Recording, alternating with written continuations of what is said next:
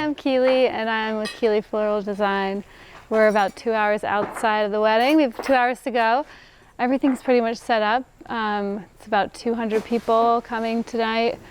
And I'll just take you on a little tour of what we did.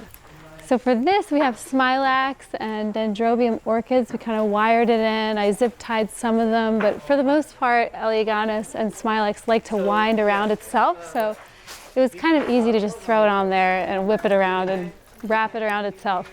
And the orchids are still in tubes. I tried to hide them, but anyway, they're hydrated, they're happy, they're hanging. And then we put some twinkle lights in there.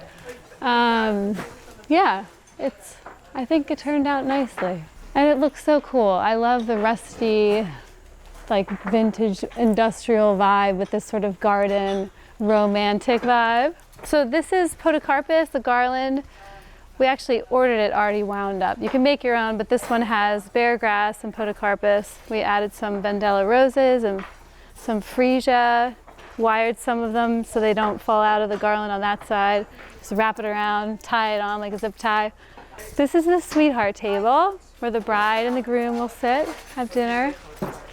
Usually don't sit very often during the wedding, but look at a nice view of everything. It'll be nice. Some of the things that the bride liked was just a clean look with a lot of glassware, a lot of candles. So on the tables we have kind of like these little pockets of hydrangea, but it looks so pretty. We cut it short and then added the leaf part, which is kind of a cool trick. And then it just sits in there. And for this one we have curly willow, kind of a big celebration piece. Some orchids in there which tie in with other elements around the room. And then this is kind of fun. This part, individual flowers, kind of in groupings.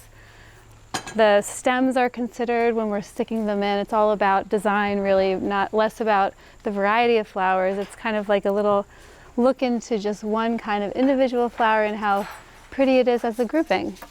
So the orchids I think look lovely, spraying out in one direction. The astilbe has more of like a garden romantic vibe, and then a little pave of roses. It'll be pretty at night with all the candles and the glassware. It'll be nice.